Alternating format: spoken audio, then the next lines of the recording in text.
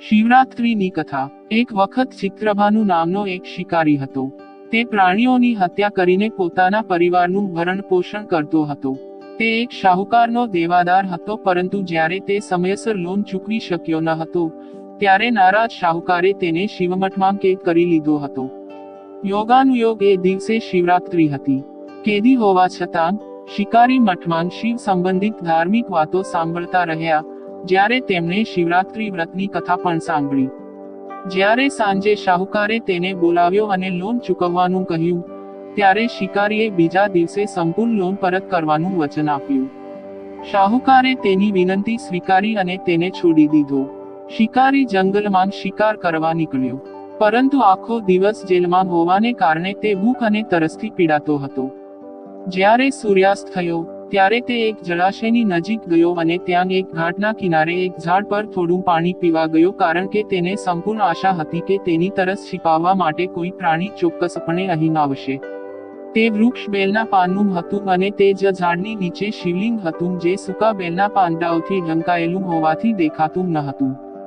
શિકારી તેને મળ્યો નહીં। ભૂખ અને તરસથી કંટાળીને તે એક જ પ્લેટફોર્મ પર બેસી ગયો। પાલખ બનાવતી વખતે તેણે જે ડાળીઓ તોડી તે અકસ્માતે શિવલિંગ પર પડી। આ રીતે દિવસભર ભૂખ્યા અને તરસ્યા શિકારીનું વ્રત રાખવામાં આવ્યું હતું અને શિવલિંગ પર બેલના પાનનું પણ સ્થાપન કરવામાં આવ્યું હતું। રાત્રિના 1 વાગ્યા બાદ એક ગર્ભવતી હરણ તળાવમાં પાણી પીવા માટે આવી હતી। શિકારીએ પોતાના ધનુષ્ય પર તીર મૂકીને તારને ખેંચતા જ તેના હાથના ધક્કાને કારણે કેટલાક પાંદડા અને પાણીના થોડા ટીપાં નીચેના શિવલિંગ પર પડ્યા અને અજાણતા જ પ્રથમ તબક્કામાં શિકારીની પૂજા કરવામાં આવી। હરણીએ કહ્યું, હું ગર્ભવતી છું અને જલ્દી જન્મ આપીશ। તમે એકસાથે 2 જીવોને મારી નાખશો, જે યોગ્ય નથી। હું જલ્દી જ બાળકને જન્મ આપીશ અને તમારી સમક્ષ હાજર થઈશ, પછી મને મારી નાખો। શિકારીએ તાર ગીલો કર્યો અને હરણ જંગલી ઝાડીઓમાં ગાયબ થઈ ગયું। થોડી વાર પછી ત્યાંથી બીજું હરણ બહાર આવ્યું। શિકારીની ખુશીની કોઈ સીમા નહોતી। જ્યારે તે નજીક આવ્યો, તેણે તેના ધનુષ્ય પર તીર મૂક્યું। કેટલાક બેલના પાન શિવલિંગ પર પડ્યા હતા અને શિકારીની પૂજાનો બીજો તબક્કો પણ સ્વયંભૂ થઈ ગયો હતો। પછી તેને જોઈને હરણીએ નમ્રતાપૂર્વક વિનંતી કરી કે તેણી થોડા સમય પહેલા સિઝનમાંથી નિવૃત્ત થઈ ગઈ છે। હું લંપટ કુંવારી છું। હું મારા પ્રિયતમની શોધમાં ભટકી રહ્યો છું। હું મારા પતિને મળીશ અને જલ્દી તમારી પાસે આવીશ। શિકારીએ તેને પણ જવા દીધો। 2 વાર શિકાર ગુમાવ્યા પછી તે ચિંતિત બન્યો। રાત્રિનો છેલ્લો સમય પસાર થઈ રહ્યો હતો। એટલામાં જ બીજું હરણ તેના બાળકો સાથે પસાર થયું। શિકારી તેના ધનુષ પર તીર મૂકીને જવાનો હતો, ત્યારે હરણે કહ્યું, હું આ બાળકોને તેમના પિતાને સોંપીને પાછો આવીશ। આ વખતે મને મારશો નહીં। શિકારી હસ્યો અને બોલ્યો, હું એવો મૂર્ખ નથી કે મારી સામે શિકાર છોડી દઉં। મેં આ પહેલા પણ 2 વાર મારો શિકાર ગુમાવ્યો છે। મારા બાળકો ભૂખ અને તરસથી પીડાતા હશે। જવાબમાં મૃગીએ ફરી કહ્યું કે જેમ તમે તમારા બાળકો પ્રત્યેના પ્રેમથી પીડાઈ રહ્યા છો, તેવી જ રીતે હું પણ તેમના વિશે ચિંતિત છું। તેથી જ માત્ર બાળકોના નામ પર હું મારા જીવનને બચાવવા માટે કહું છું।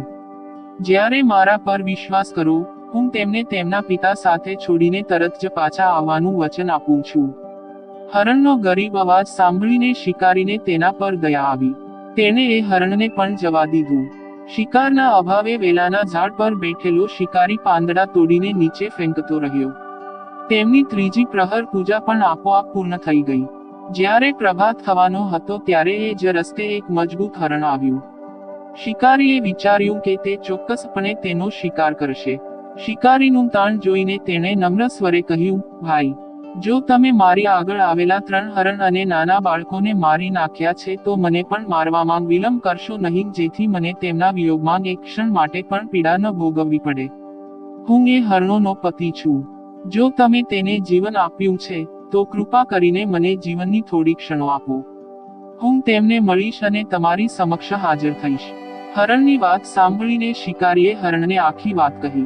ત્યારે હરણીએ કહ્યું કે મારી 3 પત્નીઓ તેમની પ્રતિજ્ઞા લઈને ગઈ છે। મારા મૃત્યુથી તેઓ તેમના ધર્મનું પાલન કરી શકશે નહીં। તેથી જેમ તમે તેને વિશ્વાસુ તરીકે છોડી દીધો છે, તેમ મને પણ જવા દો। હું જલ્દી જ બધા સાથે તમારી સમક્ષ હાજર થઈશ। Pipe pipe. ઉપવાસ, રાત્રિ જાગરણ અને શિવલિંગ પર બેલપત્ર અર્પણ કરીને શિકારીનું હિંસક હૃદય શુદ્ધ થયું હતું. ઈશ્વરની શક્તિ તેમનામાં રહેતી હતી. ધનુષ અને તીર તેના હાથમાંથી નીકળી ગયા અને તેણે હરણને જવા દીધું. થોડા સમય પછી હરણ તેના પરિવાર સાથે શિકારી સમક્ષ હાજર થયો જેથી તે તેનો શિકાર કરી શકે, પરંતુ જંગલી પ્રાણીઓની આવી સત્યતા અને સામૂહિક પ્રેમ જોઈને શિકારીને ખૂબ જ દોષિત લાગ્યું. તેની આંખમાંથી આંસુ વહેવા લાગ્યા. તે હરણ પરિવારને ન મારવાથી શિકારીએ તેના કઠણ હૃદયને પ્રાણીઓ પ્રત્યેની હિંસાથી દૂર કરી અને તેને હંમેશ માટે નરમ અને દયાળુ બનાવી દીધું. સમગ્ર દેવ સમાજ પણ આ ઘટનાને દેવલોકમાંથી જોઈ રહ્યો હતો. જ્યારે તેણે આ કર્યું ત્યારે ભગવાન શંકર પ્રસન્ન થયા અને તરત જ તેમને તેમનું દિવ્ય સ્વરૂપ બતાવ્યું અને તેમને સુખ અને સમૃદ્ધિના આશીર્વાદ આપ્યા અને તેમને ગુહ નામ આપ્યું. આ તે ગુફા હતી જેની સાથે ભગવાન શ્રી રામે મિત્રતા કરી હતી. ભગવાન શિવ બધાનું ભલું કરજો. હર હર મહાદેવ.